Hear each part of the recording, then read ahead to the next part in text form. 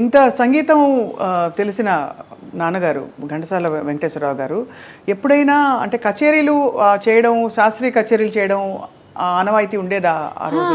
అది ఒకటి అంటే రాగాలాపన మనోధర్మ సంగీతంతో ఆయనకి కొన్ని పాటలు పాడితే కొంచెం ఫీల్ అయ్యే వాళ్ళు ఇంటికి వచ్చి ఇలాంటి పాటలు పాడాల్సి వస్తుంది అని.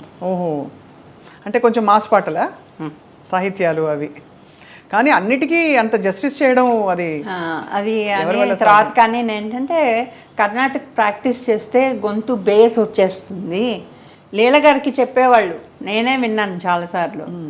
కర్ణాటక కచేరీలు చేసేవాళ్ళు ఆవిడ, నువ్వు చెయ్యొద్దు, బేస్ ఎక్కువైపోతుంది, లలిత సంగీతానికి పనికిరాదు, సినిమా మ్యూజిక్కి పనికిరాదు, నువ్వు ఎక్కువగా కర్ణాటక ప్రాక్టీస్ చేయకు అని చెప్పడం నేను విన్నాను. కానీ ఆవిడ ఎక్కువగా కర్ణాటక కచేరీలు చేసేవాళ్ళు. మా అన్నయ్య కూడా వెళ్ళేవాడు ఆవిడతో పాటు. ఎవరి కాంబినేషన్లో ఘంటసాల గారి పాట మీకు అంటే ఆయన తనయ్యగా ఒక సంగీతం తెలిసిన వారిగా బెస్ట్ అనిపించేది? ఎందుకంటే హేమీలందరూ అందరితో పాడారు. అంటే అప్పట్లో వాళ్ళు హేమీలు అప్పుడప్పుడే అవుతున్నారు, కానీ ఇప్పుడు మాకు చూసే వాళ్ళందరికీ అందరు లెజెండ్స్ కదా అనిపిస్తుంది. కాబట్టి సుశీల గారు ఘంటసాల గారు అంటే కాంబినేషన్ చాలా స్వీట్ వాయిస్ ఆవిడ. అబ్బో, అసలు ఆ మాధుర్యం ఇంకా అమోఘం. మీరు అన్నమాట వాస్తవం.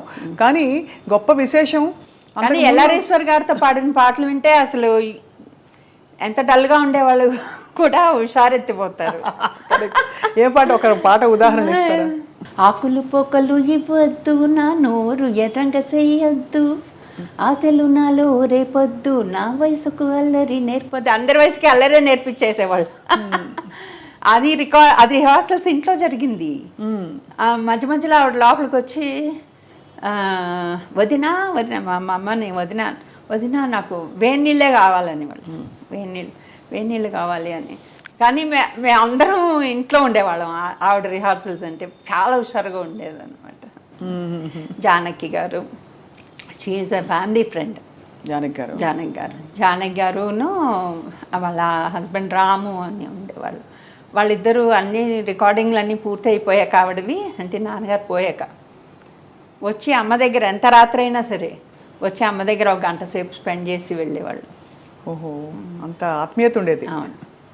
అలాగే జూనియర్ సముద్రాల గారు నాన్నగారు పోయిన సంవత్సరం అంతా వాళ్ళ ఇల్లు కోడంబాకం, అంటే ఇక్కడి నుంచి మనకి అమీర్పేట అంత దూరం ఉంటుంది.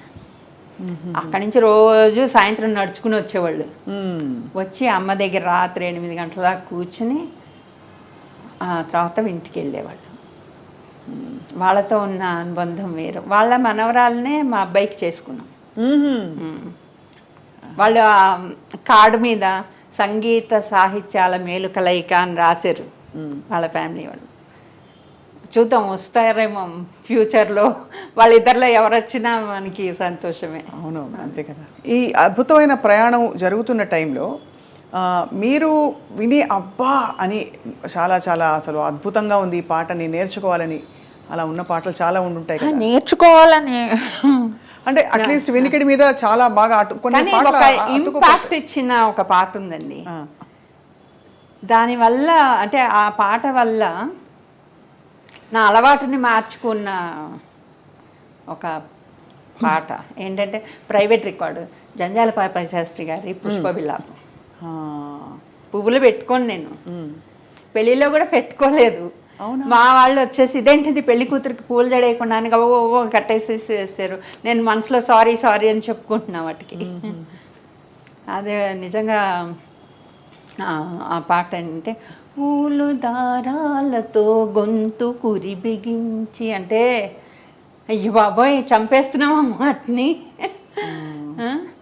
గుండెలో నుండి సూదులు గుచ్చి కూర్చి, ఇంత చెయ్యాలా మనం, వాటిని అందమును హత్య చేసేది హంతకుండా అని రాశారు ఆయన. అందుకే ఆయనకి ఆ బిరుదు సార్థకమైంది, కరుణశ్రీ. అవును, అంత కరుణలో ఒలికించారు ఆ కవిత్వంలో. కుంతి విలాపం.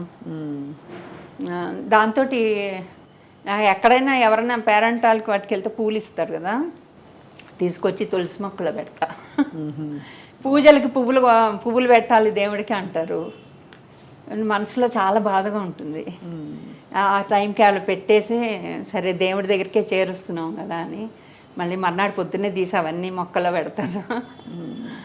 అంటే తల్లి ఒడిలో. ఇలాంటి పాటలు లలిత సంగీతంలో చాలా, అంటే ప్రైవేట్ ఆల్బమ్స్లో చాలా ఎక్కువ వచ్చేవి ఒక టైంలో. అవును. సో ఆ తర్వాత రాజేశ్వరరావు గారి పాటలు అయ్యో అసలు చెప్పక్కర్లేదు. వీళ్ళందరూ ఏంటంటే అది స్వర్ణయుగం. అది మనకి ఒక అదృష్టం, మన ఆంధ్రాకి ఒక అదృష్టం అనమాట. ఏంటంటే అందరిది చూడండి, అందరిది ఇప్పుడే సెంటినరీస్ అయ్యాయి. అవును, వరస పెట్టి రాజేశ్వరరావు గారిది, రామారావు గారిది, నాగేశ్వరరావు గారిది, నాన్నగారిది. వీళ్ళందరూ ఏంటంటే వీళ్ళందరినీ ఒక గ్రూప్గా దేవుడు పంపించాడు. అవును, అవునండి. అసలు మహానుభావులు, లెజెండ్స్. ఇప్పుడు అటువంటి పోకళ్ళు, అంత పట్టున్న టాలెంట్ ఉందా అంటే చెప్పడం కష్టం. ఎందుకంటే మాస్టర్ తర్వాత ఆఫ్ కోర్స్ బాలు గారు చాలా వరకు. బాలు గారితో నాకు యంగ్ బాలసుబ్రహ్మణ్యం నాకు చాలా గుర్తు. మా ఇంటికి వచ్చేవాళ్ళు రోజు. He was very young.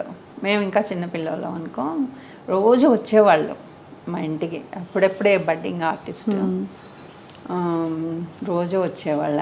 ఆయన చంద్రమోహన్ గారు కూడా వచ్చేవాళ్ళు. మేము ఆడుకుంటుంటే మాతో పాటుగా కలిసి ఆడుకునేవాళ్ళు. ఆయన కూడా బాలసుబ్రహ్మణ్యంతో వచ్చి మరి అక్కడ కూర్చుని మాట్లాడి, హీ మస్ట్ బి 20s ఉండేవాళ్ళు అనుకుంటా. ఆ పాట పాడారు కదా మర్యాద రామన్లో. ఏది? బాలుగారి ఫస్ట్ పాట. ఆ తర్వాత ప్రతి రాత్రి వసంత రాత్రి తర్వాత కదా మా మాస్టర్ ఏకవీరలో.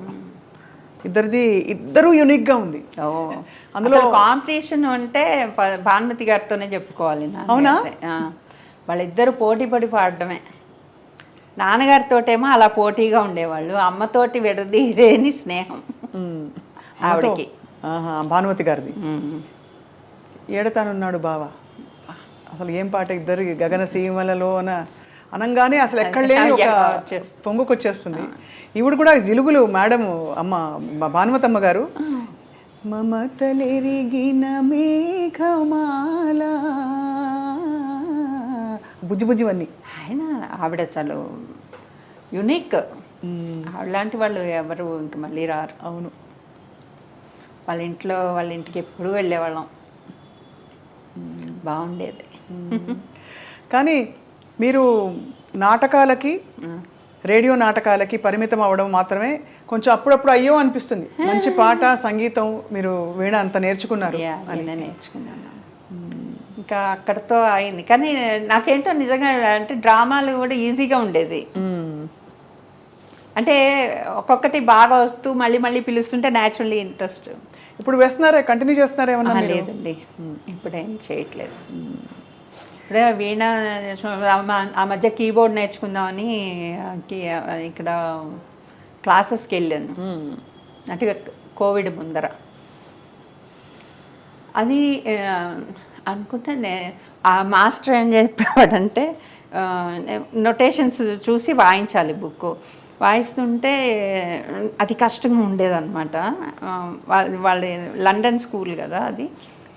అయితే ఆయన ఏం చేసేవాళ్ళు, ఆయన వాయించి చూపించి, ఇప్పుడు మీరు వాయించండి అంటే, మీరు ఇంకొకసారి వాయించండి అంటే, అమ్మో నేను వాయించండి, నా ఇది చూసి మీరు వాయించేస్తారు, నొటేషన్ చూసి మీరు వాయించాలని.